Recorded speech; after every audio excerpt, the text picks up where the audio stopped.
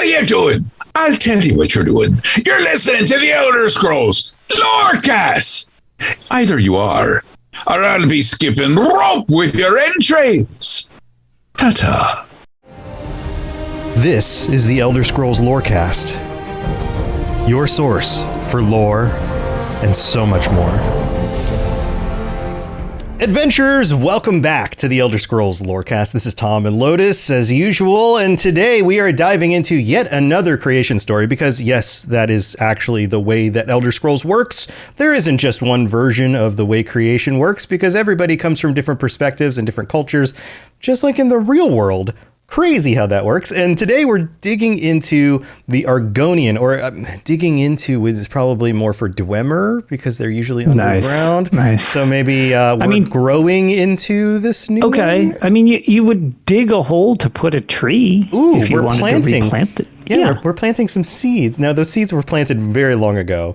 Yeah, they're old. They're very old. We're digging up the seeds. We're digging out the roots. I don't know. I don't like where any of these metaphors are going. Some of these will make sense in a minute, but welcome back. Lotus, how's it going? Welcome back to the show. Things are good. Excited to get into some more weirdness as we've put the more normal creation background stories at the start. Normal. Because any of them are not now they're getting real weird. Yeah. I hope you like sentient trees. Yeah, it's like we start with weird, and then it just gets weirder from there. Weirder, right? Because anytime you talk about gods and things beyond the ken of the mortals, then ken is such a fun word to use as an American English speaker because we don't ever use that word. Anyway, yeah, I think that's the first time I've actually ever heard just a generic American use that in a sentence. Right. All right, good work. Welcome back to the show, everybody. Welcome back, chat. Everybody's here hanging out, and let's dig into this. Okay, so just a reminder: the way that we are doing this is different from probably what you've seen across other formats on YouTube or a podcast or whatever. We're not just going to say, okay, this is what the Argonians believe, this, and this. No, we're going back to the source. And the source, or at least one of the sources for the things the Argonians believe, because all the sources are a little bit different and sometimes they add things, sometimes they contradict. But one of the sources that gets right to the root of what's going on with the Argonians' understanding. Like there's going to be a lot of tree puns. Oh man, of creation is Children of the Root, transcribed by Solus Aduro. This is one of those in-game books, just like all the other ones we've been referencing in the most recent episodes. And we're going to go to the source. We're going to go through this. We're going to read it. We're going to break it down. We're going to talk about what we think it seems to mean, what its place in the lore is, how this all works. And we're also going to give you some meta information around this. Like, this is one of the later books that was added to the whole list of things that we've been using recently. This one is by Andrew Young. He's the writer who works at Bethesda for Elder Scrolls Online, Murkmire. So this was added in during that expansion. And if you're probably some of the audience, some of the internet out there would go, well, wait a minute, that's not a mainline game. How do you know that's canon? Well, guess what? Elder Scrolls Online is absolutely canon. And at this point, there's more lore from Elder Scrolls Online than from all the other mainline games added together. I know, that's actually a little weird. And this is one of these scenarios that kind of clarifies a bit on some stuff. Whereas where the Argonians started in the series as to where the Argonians have ended up in the series is vastly, vastly changed.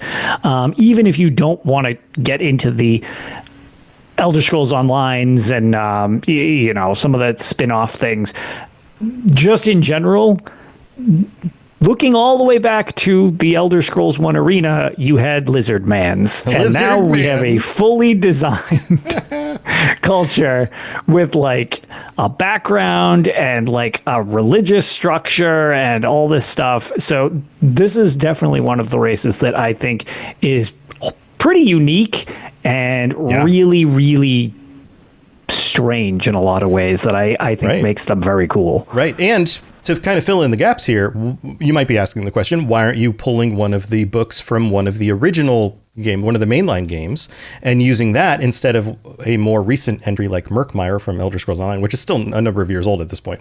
Yeah, I was going to say that's not new. But why not go back to Morrowind? A lot of the great lore books come from Morrowind, or at least Oblivion, right? Maybe even Daggerfall. But there just isn't that much about Argonian creation myths and gods and those kinds of things from those older games. There are some, but there's nothing as detailed as this work here. And part of it's because those other games did not focus on that region of the world. They did not focus on Argonians particularly to any large degree. There was secondary characters like being slaves in Morrowind and that kind of thing. Right. Also, the spin-off game that would relate to Argonians, the Eye of Argonia, never came out. So we didn't get that either. There's also that. Yeah. There's another potential Travels game that we've yet to ever see. Right. So instead we get this, which I think is a great source because it does a few things. It gave, from a meta perspective, it gave the developers more time to kind of flesh out what's actually going on with Argonians. They do stand apart from the other mythologies. So the things that we're about to discuss are going to sound only sort of similar to the other creation myths that we've talked about, to Daedra and Aedra and all of that kind of stuff, which is normally where the discussion goes.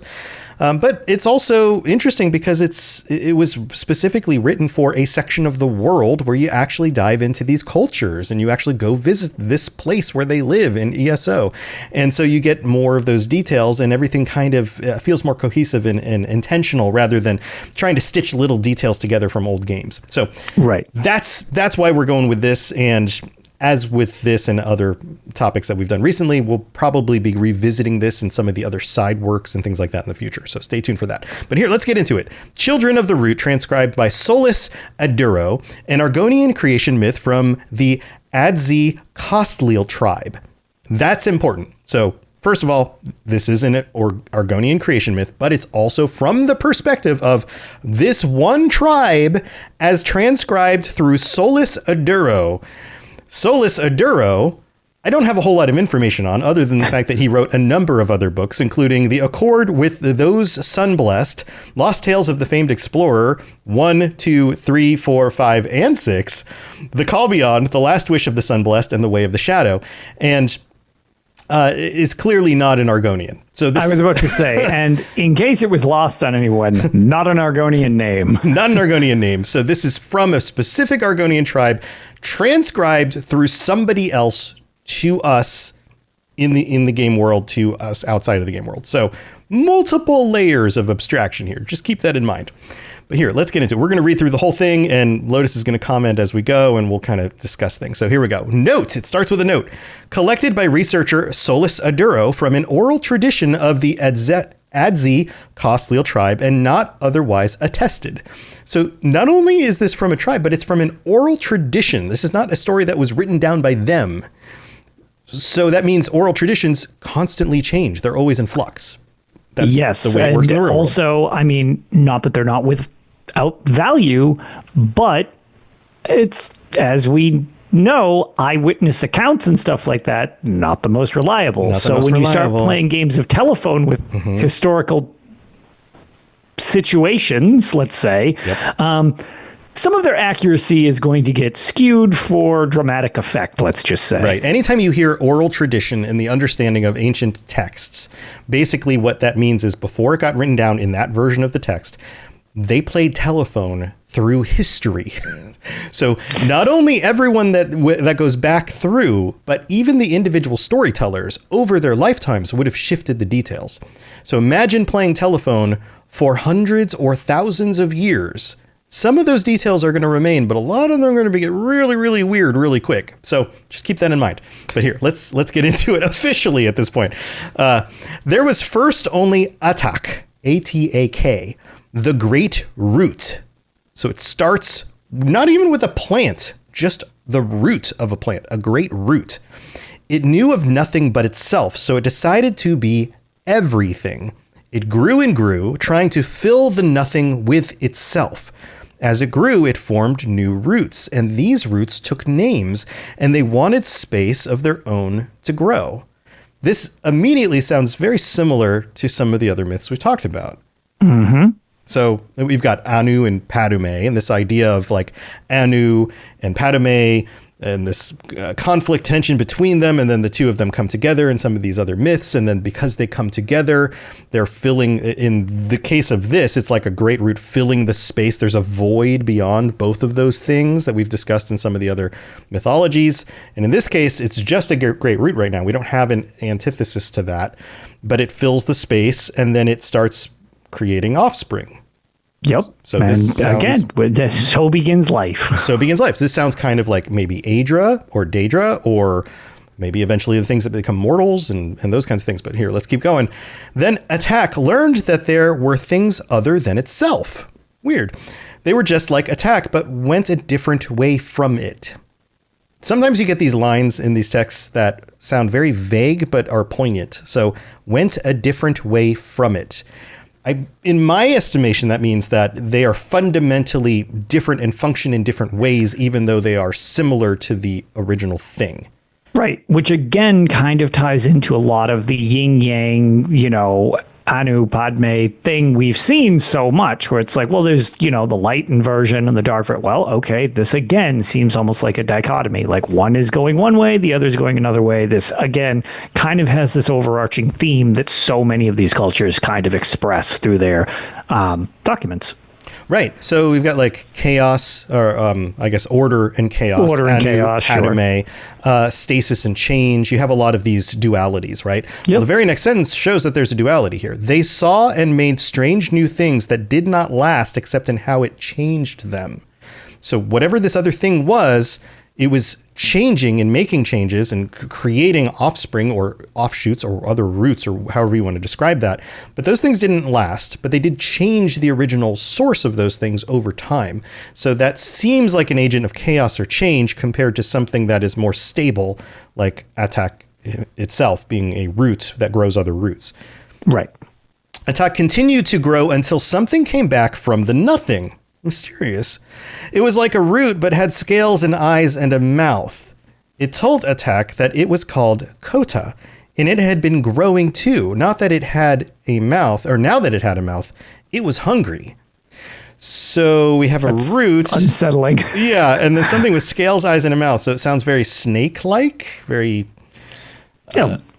reptilian. Reptilian, yeah. So we got kind of this thing going on here between a plant and a reptile that coincides a lot with Argonians and their understanding of their place in the world, being that they are reptiles in relation to the Hist. The Hist are trees, intelligent trees that are 100% very important in their culture. I mean, pretty meaningful. Pretty meaningful. We'll get into that a little bit more as we go.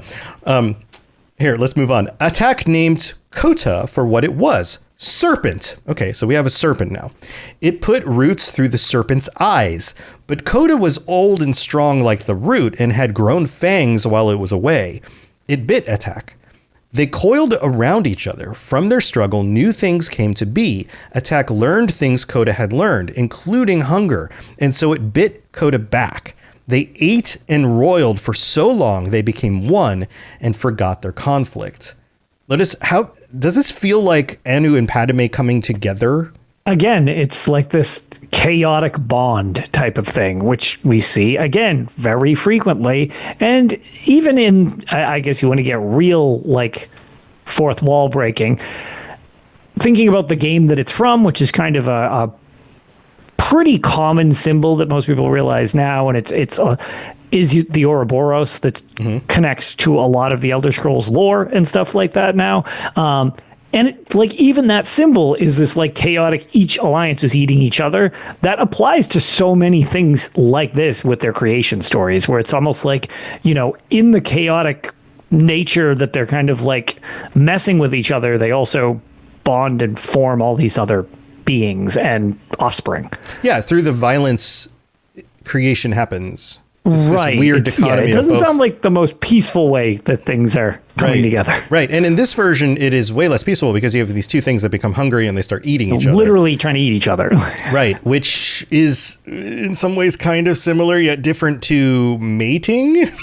because that's all right. But that's what the other myths talked about, right? The idea was that they come together and they create offspring, and so they basically create these families of children that then create their own children, and they descend from there. But in this case, it's more of they come together in this kind of struggle and conflict, and that's what becomes the creation of other things. Is through the eating of each other, and the bonding. They become one thing through this conflict and struggle, which is weird. But it's not so weird when you think of it from the perspective of, like, one is a plant, the other is an animal. Animals can eat plants, and of course serpents aren't necessarily vegetarians, but the idea that, like, an animal would eat a plant, but then if the animal dies, the plant then uses the nutrients of the dead thing to then grow itself some more. That symbiosis quality of plants and animals. Yeah, it becomes a fertilizer. Right. So there is a natural inherent symbiosis between plant and animal, and that's kind of what's happening here, in a way. Again, destruction and decay does end up leading to life over again, a la, Mehrunes Dagon and his whole existence. Right. All right. So it goes on. It says, they shed their skin and severed their roots and called themselves Attakota. Attakota? That sounds good. Attakota. Sure. Close enough. But this is interesting. So this is important because this is going to come up some more. Shed their skin, severed their roots. They've transformed. They've done something else. The skin of the serpent, the scales, is something defining what they are and how they are different from the root thing. And severing the roots also defines what they are and makes them more similar to the other thing they were bonding with, the serpent, right? They're kind of getting rid of those things. But also, the skin and the roots are pieces of them that now fall off and become other things. They're a form of creating a descendant or something that came from the greater whole that then still has the power to be something of itself. But then we get this part. They call themselves Attakota, who said maybe, in quotes. Now you might look at that and go, well, that's cute, I guess. Maybe. What does that mean? That's cute. I guess that's cute. Like, this is the one time they talk. They're one thing now, and they go, maybe. Like, I don't know.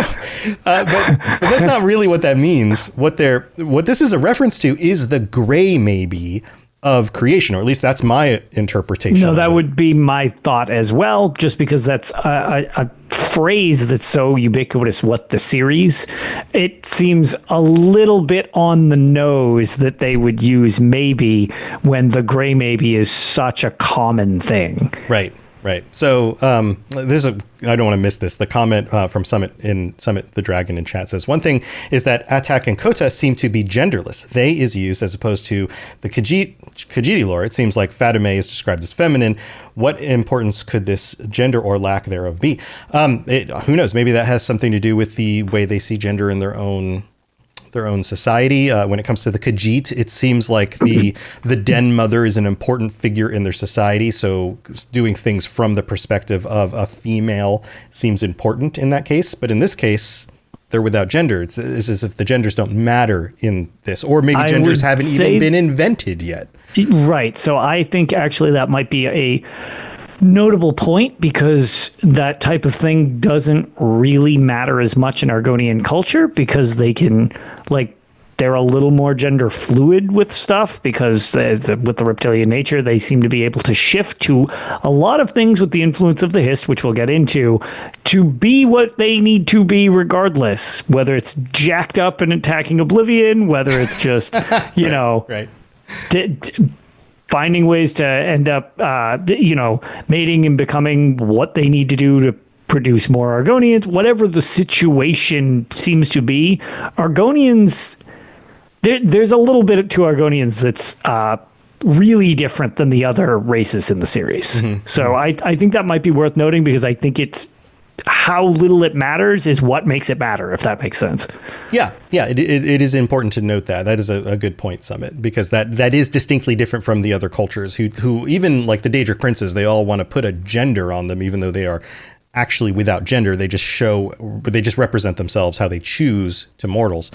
Here, let's keep moving. It says, when Attakota said this, the skin it had shed knew itself. Okay. Beautiful. It ate the severed roots, and even though it was dead, it followed Adakota like a shadow. Shadows usually have something to do with the dark, the void, something like that. Do you have any sense of that in this one, Lotus? Again, without jumping too far ahead, the idea of the shadow and the serpent are pretty intertwined with some of the specific tribes of Argonian, including being a shadow scale, depending upon which constellation is prevalent when they are born. And it kind of predetermines, hey, you're going to be a shadow scale. I hope you like being in the Dark Brotherhood, essentially. Right. And that's like a thing designed at birth, more or less. So this whole concept of that is 100% there. So that does seem, again, worth noting that it is specifically stated there. Yeah. It's more than just a subtle, like, oh, this is just a set of words we threw in that don't really hold context. I think they're specifically chosen. I think you could also draw a connection between this and Sithis, potentially. Sure, 100%. So you've got, like, think of the root and the serpent as Anu and Padme, right? And then they combine together, and then it sheds its skin and the roots break off. But the skin knows itself, which means it's self-aware. It is another acting entity. It eats the roots. It consumes things. It is like a shadow. It is a dark version of the thing. So it's almost like Anu and Padme creating Ariel, and then Sithis being associated with that. So there are some similarities here between this and the other versions of the mythology. Yeah, for sure. It goes on and says, Adakota continued to roil. In each of its scales was a world that it devoured. But now Adakota was not in conflict, and things had time to begin and end. Okay, this is adding stuff in real fast. Each of the scales is a world it devoured, which feels kind of like Kelpa's, almost like... I was about to say, this really, reading this prior to us doing this show, that one I was like, I actually did not really remember this book from ESO. I just read it in passing or forgot about it or missed this one or whatever. This just like reeks of Kelpa to me. Yes, and there's more than just this, but this is the beginning of what feels like Kelpa. This was just like, oh, okay, this is almost like going on... the idea of Kalpas, which is interesting because when you think of Kalpas, which we haven't gotten to the Red Guards and the Cudans yet, that's more of their thing. So it's interesting that this is like an overlapping thing between those two cultures, which really aren't geographically close to each other. Right. Yeah, but everything goes back to original source somewhere, I guess. Exactly. So Kelpas being cycles of reality, cycles of existence. There's different ways of framing that are, and it's all a little bit foggy, but this idea... it gets a little weird, but like... existence starting anew, like there's different existences and like one becomes the next one. Right. So think of this as like Adakota roiled and went through this creation of worlds and then consumed the worlds and then made another world and consumed the world. And those become the scales that it devours and becomes part of who it is. And then it gets to this point where now Adakota was not in conflict and things had time to begin and end. Time to begin and end feels like the beginning of Akatosh. It feels like time itself is now ordered and in a specific direction that we as mortals would be able to understand it. Again, drawing connections to the other myths. The shadow wished it could eat these things, but its belly was full of roots that were growing. So the shadow wanted to devour this new world, but it was too full and it was still making new things in its belly. Weird, but let's keep going. When the shadow could bear it no longer, it swam closer to Adakota and spat out the roots. Now that its belly was empty, the shadow almost ate them again and everything else it saw, but it had come to see the roots as its own after carrying them. So instead, it told them secrets and went to sleep. Okay, so again, just off of the words, you might be like, wait, what? So it goes over, it barfs up all the roots that it was eating. Then it's like, well, I'm hungry again. But it goes, oh, wait, these roots are actually kind of cute. I'm going to take care of them. I'm going to share some information. Now I'm all tuckered out. Time for bed. No, I'm tuckered out from all this puking. Yeah, so is that what's happening here? I mean, that's a literal. It's a literal. That I feel is a bit too exact as to what it's doing. and in relation to, again, we tie these into the other things. In this situation, it's sort of like life is springing forward from it, and it's supposed to just like, okay, well, this is just a thing that exists. When you create this life, you kind of have an attachment to it, is what I see from this scenario, where it's like, okay, well, I made all these things. Well, hey, these things are like now my little kids, my little kids. I'm going to teach them stuff. Like, right, I'm going to teach them. They're going to learn. And so I think the scale of what we're talking about here is still like, these are not like, oh, a bunch of Argonians came out. No, we haven't. These are godlike beings yet. Yeah, these are godlike beings, and this could relate to something where people will often say things like the Daedric princes are padomaic. This idea that certain types of godlike beings come more from this darker descent. They come out of the shadow rather than out of the root. That may have something to do with this, and it doesn't specifically say names. It doesn't tell who or when. It doesn't, and again, we haven't specifically gotten into the word hist yet, but since hists are essentially trees made of roots and stuff like that, I almost feel like since these things are so ancient, they have this weird sort of power that's never overtly shown in the games, but alluded to oftentimes. Yeah. They span ages, it seems like, and they have a lot to them, and there's some unsettling aspects to potentially them being really, really powerful, even though they're pretty much dormant. However, that's sort of more of what I thought with these, rather than like it could be Hist. This could be the origins of the Hist. Just because that has a stronger tie than Adric beings or something like that. I just kind of assumed that was like, oh, these are like my little children, my little trees. Yeah, maybe this is the root of the Hists. Root of the like situation. The seeds that became the Hists. Maybe that's it. Maybe that's what's going on. That was my thoughts to it. Right, because they are roots that are thrown up. Now, the next sentence is interesting too, because it says, the roots found others and told them how they had survived in the belly of the shadow and how they were still able to grow there. When they shared this knowledge with the others, it changed them, and they took on new forms with new names. That feels like communicating with Adric spirits or something like that, and saying like, hey, in fact, that may even relate to how do you stick around from one Kelpa to another? Well, you hide in the shadow's belly and you continue to grow. Sure.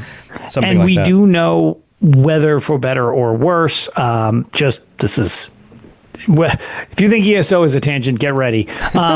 In the novels, yes, which is a great source for Argonian lore. Absolutely. Yes, and kind of alludes to some of the lesser talked about traits of the Hist, but there is Hist Daedric ties in certain scenarios, which some of the Hists don't seem to like anymore.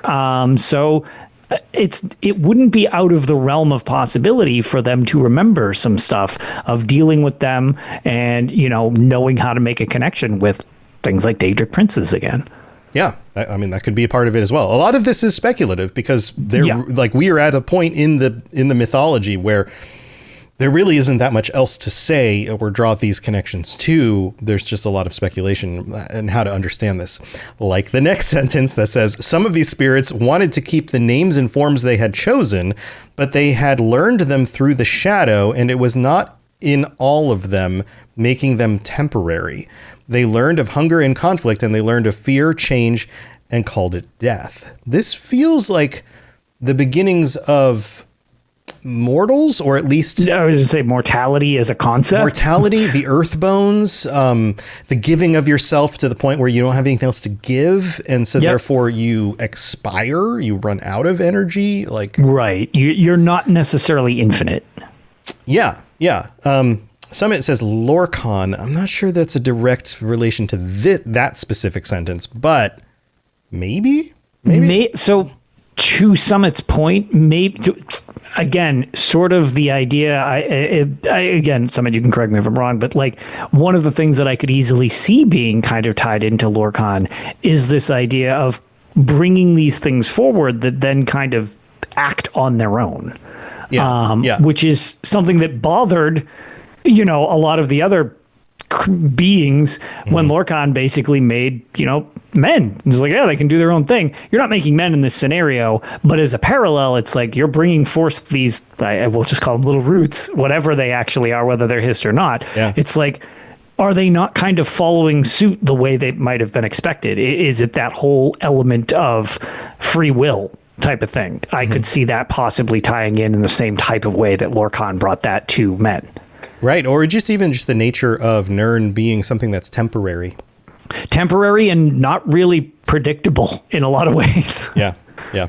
All right, let's keep moving. These spirits were angry and afraid, but the roots showed the spirits ways between places from when Attack had made paths out of nothing. They could use these riverways to hide from death. So the same kind of idea of like hiding in the shadow's belly, using these other paths, or and like you were saying before, we'll get to Yakuden lore probably next week, or maybe 2 weeks that might from be now the after next one we patron tackle. chat. We'll see. We still got some more cultures to tackle. Right, and we got patron chat coming up. But this idea of moving sideways between the Kelpas, that's what that feels like.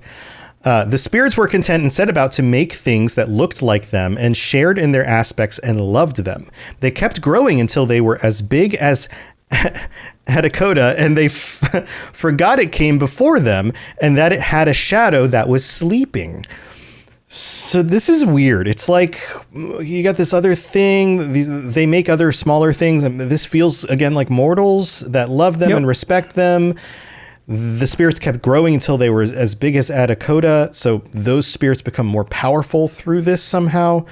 But then they forget what came before them and that there was a shadow that was sleeping. It's almost like the Adric spirits or the Hist or whoever create offspring. They become very powerful because of the love and worship of these creatures that are underlings to them, and yet forget that, like, oh no, there's a Kelpic cycle and there are these even greater things out there which will consume all of the world in reality and move on. So surprise. That's a thing, though, that also you see happen, whereas it's, what's that phrase, absolute power corrupts absolutely or whatever. As things become strong and relationally, it's like, oh, well, look at all the things that I'm more powerful than. So you start getting like, okay, yeah, no, look at all. But oftentimes you'll forget your roots. Yeah, we brought it in again. Where did you get your start? People forget what it's like before they got stronger, and it's hard for a lot of people to relate to that. It's a hubris sort of thing. Also, it is 100%. Also, you know that saying of that's similar to this. There's always somebody cooler.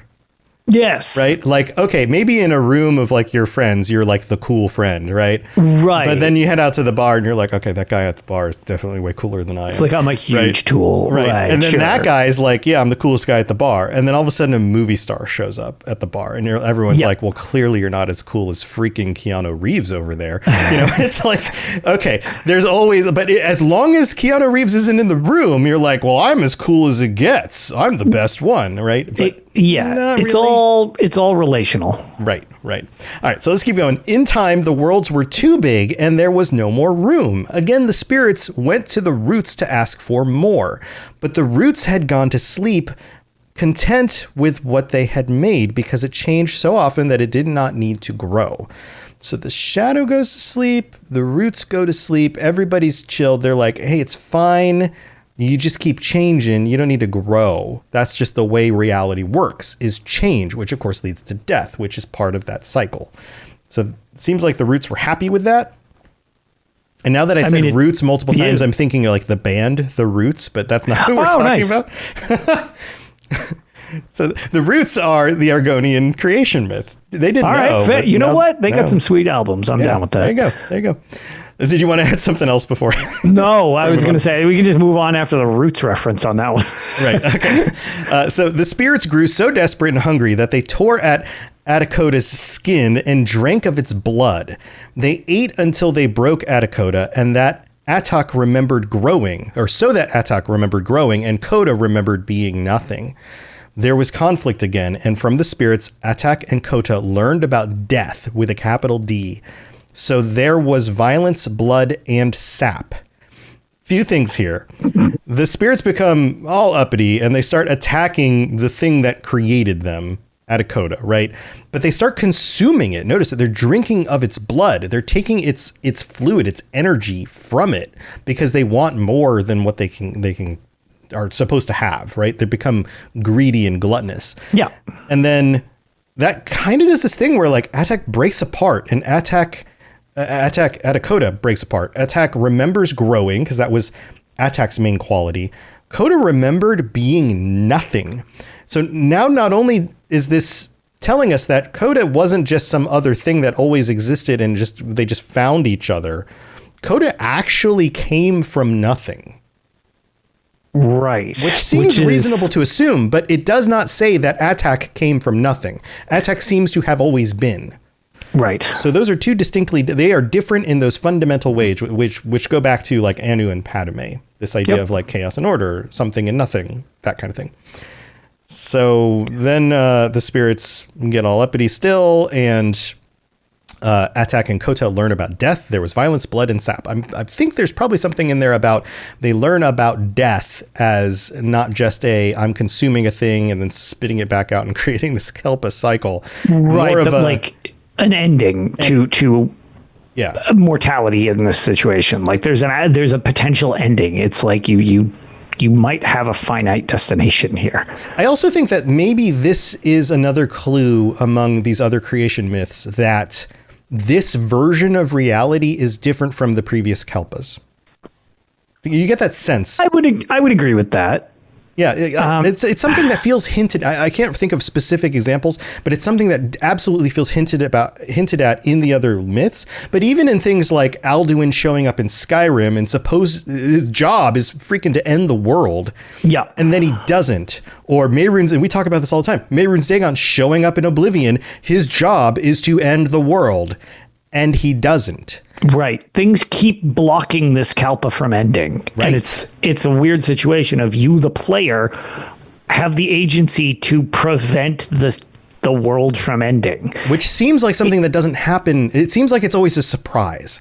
Like, right. Dagon is like, wait a minute, you stopped me from doing this? That's not supposed to happen, you know? Right. Which is also weird it makes you initially appear as the hero, and you very well might be, but anybody who is now not created as a result of this cycle ending and a new cycle beginning would not view you as a hero. You just screwed everything up. Yeah.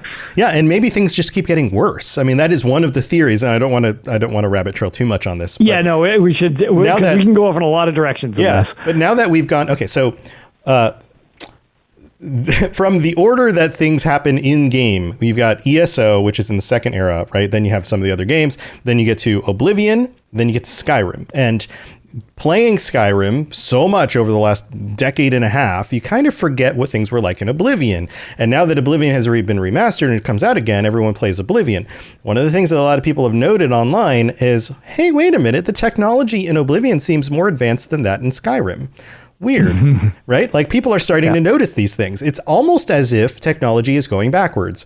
Magic there's some degradation from games to game. Right. Magic seems to be declining. This seems like it's an intentional design, not just you could chalk it up to, well, the developers just like this aesthetic, so they went more. There is some fourth wall breaking where there are some physical limitations of the production of it, but this series also does a great job of using those physical limitations to craft the world. Right. So maybe there's something about Kelpas like declining over time and things just keep getting worse. And they will continue to do so the longer that people keep intervening. Or that's at least, kind of a neat idea. It's like, is it just things just getting crappier and crappier as you go? And it's just like, oh boy, we're really getting backwards now.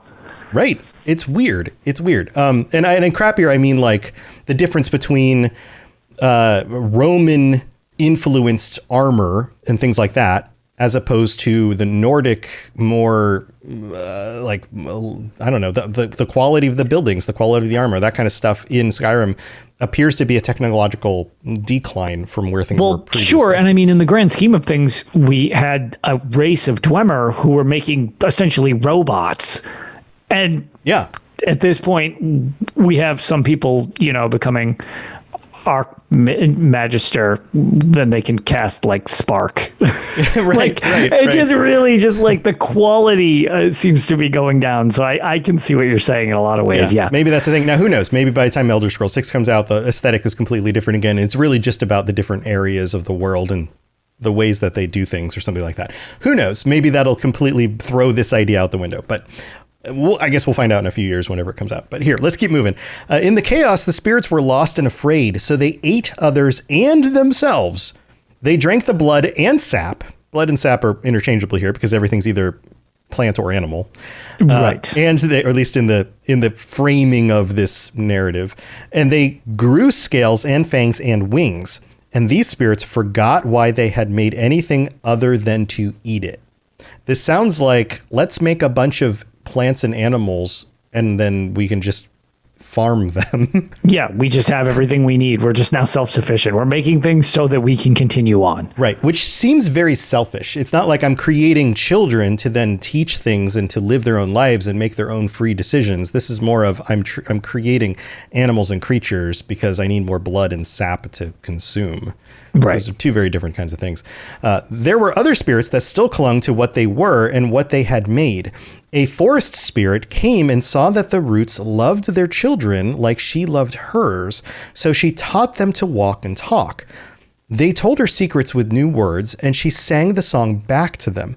The roots woke up when they heard this and joined with the forest. This is one of the coolest parts of this entire thing, because that forest spirit, at least in my understanding of this, my interpretation, is probably Ifrei, the spirit that's worshipped by the Bosmer, their progenitor, basically, the forest spirit among forest spirits. And this one realizes that the roots have children like Ifrei's children, the Bosmer, and Ifrei then engages with those children to teach them to walk and to talk, to learn their language, to get up and walk around and move around. Ifrei is a combination, basically, of Ifrei and the Hist creating the Argonians together. Or at least the Hist creating them and Ifrei uplifting them to the status that is very similar to the other intelligent mortal beings. Right. And I always view this as like, it's super like demeaning sounding, but it's just like, when I think of this, it always struck me as like they were made as tools to the Hist, and then Ifrei gives them the ability to be something more. Yeah, that's exactly what this feels like. Was that like that's just right. It? It's just they like, would have just been little plants, little seeds, little variations of Hist, little tiny Hist saplings or something, and they would have just done what the Hist wanted them to do, and just grew and consumed or whatever. Which in some extreme situations seems to also still sort of be what the Hist wants them to do, but it seems more of it requires a concerning situation that the Hist deems the need to intervene for probably self-preservation, and then it kind of reverts the Argonians to this more simplistic, like, no, we need you to do this. Like, again, referring to Oblivion with the Oblivion Crisis, not in the game, after the game happens, when all the different groups are fighting back against the portals. Right. And, you know, the Argonians basically get all juiced up, go in and clean house and have the portals close them in because the Daedra don't want anything to do with that. And they're just like, we are getting stomped in our own homeland. This is not how this is supposed to go. Right. That's like a situation where it felt like the Hist were intervening for self-preservation and sort of called in the troops. It's like, no. You need to go back to doing what we tell you for a moment. Like, then you can go back to your own thing. Yeah, Hist sap fed Argonians. That's a weird sentence to say. It sure is. Function differently than other Argonians. Argonians that are not raised on the Hist sap do not respond to the Hist the way that the Argonians who do get raised on Hist sap respond. And in some ways, some interpretations are, well, they just have control over their minds. If the Hist want to enact something that forces all the Argonians to do what they want, they could. And that seems kind of scary. But I guess the tamer interpretation is that the Hist, communicated what needed to be happened and the Argonians agreed to do it. They still had agency. Which one's the version that happened? I don't know that we know for sure. Right. So one of those is way scarier than the other. I guess we'll have to wait and find out if that gets fleshed out anymore. We have just a few more sentences, so let's wrap this up. The roots saw that Koda's blood had made oceans and Atak's sap had made stones, and each of these spirits had never known the shadow. The roots knew what this would mean and asked the shadow to protect its children. So it's as if the foundations of reality come from Koda and Atak specifically, rather than from, say, the Aedra giving of themselves to create creation and the El Nofei and the Earthbones and those like becoming parts of Nirn and all of that, as we see in other things. But also that there's definitely a distinction between Koda and Atak and the shadow, and the shadow is protecting the children by the roots, like the Argonians. So the roots here are Argonians, according to this interpretation, and they reached out to the shadow to protect them so that mommy and daddy wouldn't come and get them. It seems to be the implication here. Pretty much. So the next thing that happens, the shadow woke. Remember, it was asleep. It looked upon Koda and Atak and saw how different the nothing had become and how it was becoming the same as before. They've kind of gone back to that separated from each other kind of thing. It remembered it was the skin of Atakoda, and it was bigger than Koda or Atak alone. So it decided it would eat them both. Because the shadow came from the union of the two rather than the two individually. Now the shadow can go back and eat them. And it did. The shadow ate the snake and the root and the sap and stone and the oceans of blood and all of the spirits. It had eaten everything before it remembered the roots that were its children, so it looked unto itself to find them. When the shadow saw this, it remembered that it was a skin of something that came before, and it had eaten what came after, and this would be an end that always was. So this seems to show that it almost feels like when you're reading something like the book of Revelation in the Bible, where it's like, okay, these things are things that will come to pass, but they haven't yet. This idea of this feels like it's written in past tense, and that's not similar to book of Revelation, but it feels like this is written in past tense, but it's more prophetic, if that makes sense.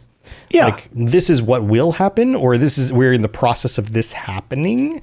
And this is how everything resolves and ends at the end of everything.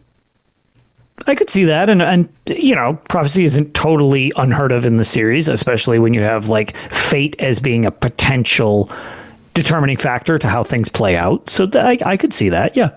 But maybe it's also not predictive of what's happening in the future. Maybe the other version of this is that it is actually still in the past. And the reason why Nirn is different from these other Kelpas or whatever is because the shadow eats Koda and Atak and maybe protects the children, the roots. And the very final sentence of this is, and so the shadow shed its skin, even though that was all it was.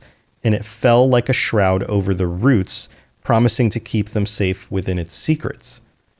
Weird, because it's as if it sheds itself and is no longer there, but it, in doing so, creates a protection over its children. One part of this makes me feel like this is the same way in the Khajiit lore, that it's like the Khajiit explanation for everything basically just reduces to, and that's why we're so awesome. Right. This kind of feels like the Argonian version of that. Like, well, and the shadow shed its skin over itself, and so it gave itself up in order to protect us, and that's why we're special people. Right. We're chosen because of this. Yes, that's kind of how that feels.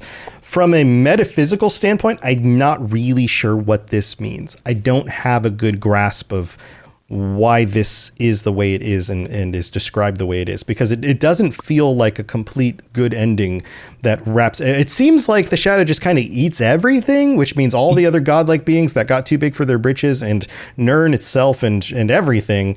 And yet we're now after that. So maybe all of existence is inside the belly of the shadow currently.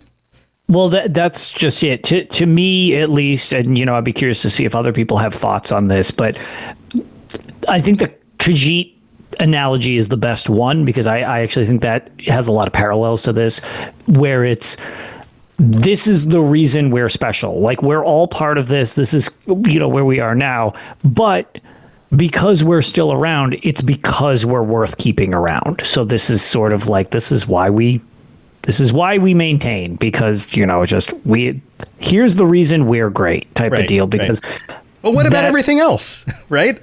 It's just, it's their type of deal, which I guess in a lot of situations, being that Argonians do have a lot of, even though they're pretty just zen and doing their own thing, that has a lot of implications where they're kind of oppressed in a lot of ways.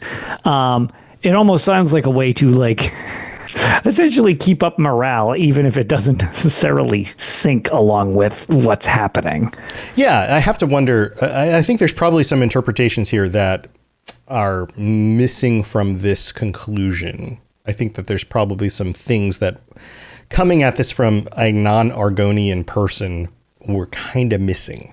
If that makes sense. I definitely could agree with that. So that's kind of how that ends for me. Now, notice that it doesn't mention Aedra or Daedra. It doesn't mention a lot of the things that the other versions of creation myths mention, but it does have kind of parallels or analogs in certain ways. But that's about, there's really nothing else. We can't say okay, well, who is Akatosh? We don't really know. We don't really know. They don't name their gods like that. It's just these, the trees that provide us life. That's really sort of it. Yeah. Yeah. And so looking at this backwards, that makes sense, because for Argonians, trees and their existence and the importance of what they're doing among their own society and their history is what's most important. So those are the things they're addressing in the story. Right. And one thing I think is probably worth noting as well, and it's more so related to, it's a bit of a mix with the actual climate they live in. Argonians don't overall have a strong self interest in their own history. Everything is just temporary, which is kind of alluded to a few different times that we've talked about. But maintaining records of your historical documents and where you came from and all of that isn't that important to them. And the reason that's kind of, I feel, worth noting is they don't care about their structures. They fall into ruin, they just move on, or they build something on top of it. That's part of their culture.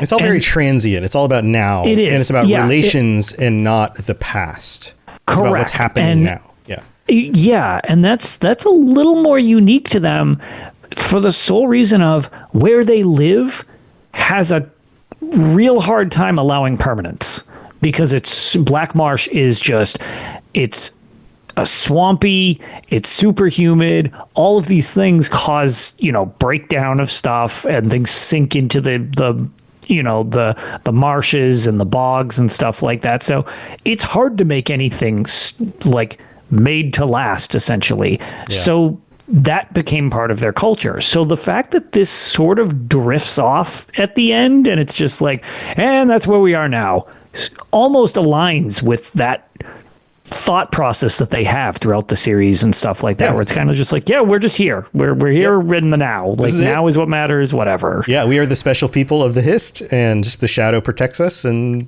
so we live our lives. Right. Here's some of the stuff we remember. Right. If it's not exact, it doesn't really. Right. What else do you need? Just exactly. Live your life. What else do you need? Right. Yeah, there's definitely that kind of feel to it. So there you go. That's Children of the Roots. I hope that was enlightening in some ways, and probably also raised a bunch of other questions. So if you have any other questions, sure it did. Let us know. You can chime in on our Discord page or wherever. All of that stuff is available. But we're going to take a quick break, and then we will be back, because we've got to thank our patrons. We've got the random page of the week. We've got some other stuff to wrap up, so don't go anywhere. This is Hamis Morak, Dragonborn, and you are educating yourself to the Elder Scrolls Lorecast.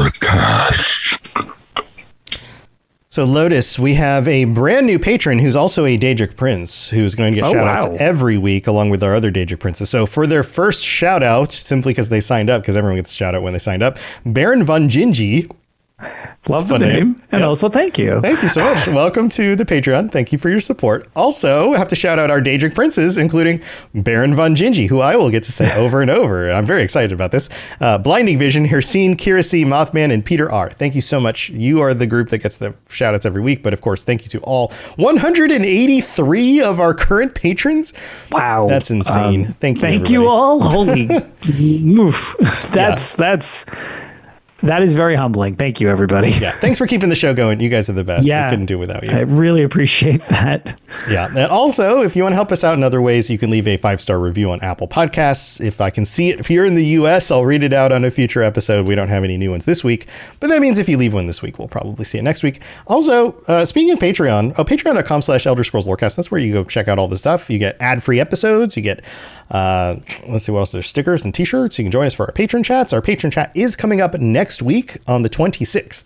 So if you'd like to be, how is it already the last week of June? It's just time just goes. It's just, this is how time works, I guess. I don't know. Take it up with I was going to say Alduin, but that's not right because it's Akatosh. No, don't do that. It's the other name that starts with an A. Don't talk to Alduin about it because he will just blow you apart with fire or something. Take it up with Akatosh. That's fine. Do not take it up with Alduin because you only take it up once. Nope. It's like when you were a little kid and you knew who to go to for certain questions. Like, oh, mom will be happier about this question or dad will want, so you pick and choose. Anyway, come join us and sign up on the Patreon. You can help pick out what we're going to talk about for the patron chat this upcoming week. And also, we do all sorts of fun stuff. So go check that stuff out. But Lotus, are you ready for our random UESP page? Let's random it up. I hit the button. I've got it right here. This is a Elder Scrolls Online thing. That seems good. Okay, so it tracks with what we were using our reading from. Yep. So it says Elder Scrolls Online furnishings workshop materials, and we mentioned Dwemer earlier. These are dwarven spider legs, inoperative. These are the ones that are broken. How about that technology degrading? Yeah, right. Available from, and then it has these little details here. This furnishing is a luxury item. Luxury items are a week/year rotation. Once a week, the luxury furnisher appears with a set of wares which rotate each week and ultimately may not have been seen. There's missing somebody needs to edit this wiki. May not have been seen again for 1 year. There are a few exceptions to the rotation, given that there may be events and new releases that disrupt the usual wear list for a week. Visit the Zenal Theron in the Zenal Theron. Somebody needs to update this. I was going to say, remind me of this later so I can just do a little spot treat of this page. Just go poke at it a little bit and move some words around. I'll do a little editing. Just remind me of that after the show, and I'll go edit that a little. Yeah, visit Zenel Theron in Cold Harbor's The Hollow City every Friday night after 8 p.m. Eastern to view the weekly luxury furnishings. This is from Update 25 in February 2020. Ta-da. No player houses come with this furnishing. Did you know that? I don't know. It seems like broken Dwemer legs are really, they'd be in just such high demand. Yeah. So here's the real question. How much do you think broken dwarven spider 35,000 gold. Oh, you already know. No, is that right? Yeah, this is absolutely right. That is spot on. Luxury furniture for 35,000 gold. Wow, that's actually... No, I'm sorry. 3,500. It was 3,500. Okay, all right. No, I had too many zeros. I was saying 35,000. We were off by 10. Okay, 10 times. Right. So I overshot it by 1 0. I was like, wait a minute, you're going to be kidding me. No, I'm actually not looking at this page. Okay. So when you said that, I was like, 3.5? That's the same number. And I'm like, wait, no, it's 100, not 1,000. So, okay, all right. I overpriced it by a magnitude of 10. I was like, holy crap. You know how much broken spider legs cost. I built my house out of them now. There you go. So that's it. Dwarven spider legs and a bunch of weird Argonian lore. We'll be back next week with our patron chat, and we'll then continue on with some other crazy lore stuff because there's definitely some other creation stories that we haven't covered yet. Yakuda, we're coming. Don't worry. I'm holding off on you because it's Yakuda, super weird for you. And super cool, but we'll get there eventually. But until then, Lotus, do you have anything else going on you want to share? No, not really. Ideally, we're setting aside some time so we can record another episode of Tales of Tamriel presented by UESP this weekend, as console got our new version of the ESO update where we get the new style of releases with the seasonal model. I still don't feel seasonal is a great way that they phrased it, but I don't know. I'm not on their marketing team, so what are you going to do? However, that landed on console, so I've gotten to make myself a bit sleep deprived playing it last night when I really should have been sleeping. I was running around leveling up different skill lines for things because now they've kind of unshackled the traditional class system and made it a lot more freeform, which a lot of people like, some people not as much of a fan. I think it's much more in line with Elder Scrolls games as a whole, where you can choose a skill line. You choose your skill lines that make your class. Right, rather than the class defining that you can't do certain things. Correct. Right. And this really seems to open the door to you can make your class a lot of different things, which I have already loved because my Dragon Knight is now running around with a needless amount of obnoxious summons, and it's great. Nice. So you went summons, and I went Nightblade, who's normally like shoot my bow and then stab things, to just laser beams. Yeah, I'm just going to laser beam everything. You are a literal firework out in the field. I'm going to poison you a little bit. I'm poisoning this whole group a little bit. Laser beams. Yeah. That's it. Another hand touches the beacon. That's what I do. So cool. Well, I'm going to try to spend more time getting into that as well. I haven't been able to explore the new zone very much lately because I've been doing other things, but I need to make that a priority. I need to get back into checking out the stuff that I haven't seen yet in the game. So that's coming up for me as well. Also, there's all sorts of other shows on the network. Robotsradio.net. You can check out my Fallout lorecast, my Lord of the Rings lorecast. You can check out a bunch of other shows about lore and all sorts of things. Go check it out. Robotsradio.net, or join us on the Discord and just say hi and chat. There's lots of nice people over there. In fact, it's one of the best Discord channels you can. I'm not just saying this because it's our Discord channel. I've had multiple people throughout the years say, "Holy crap, everyone here is so nice. How did that happen? How come this isn't full of stupid garbage like everywhere else on the internet?" And it's like, well, because these are awesome people. There are those little pockets where it's actually fun to be still. Yep. So that's there if you want it. And thank you, everybody, for tuning in. Chat, thank you for being here. I hope you have a wonderful rest of your week. And we'll see you next time with our patrons. See you later. Yeah. Don't lick too much his sap. Don't lick too much his sap and try to eat things too much so you get so full and then big and then the shadow eats you. Forget where you came from? Where are we going with this? Oh, man. All right. Hit Bye. the button. Bye, everyone. See ya. Thanks for tuning in to the Elder Scrolls Lorecast. Check out robotsradio.net for more podcasts just like this, and join us on the Robots Radio Discord. Be part of a community of over 5,000 people who are excited about video games and so much more. Robots Radio. Games, lore, stories, community. Just press play.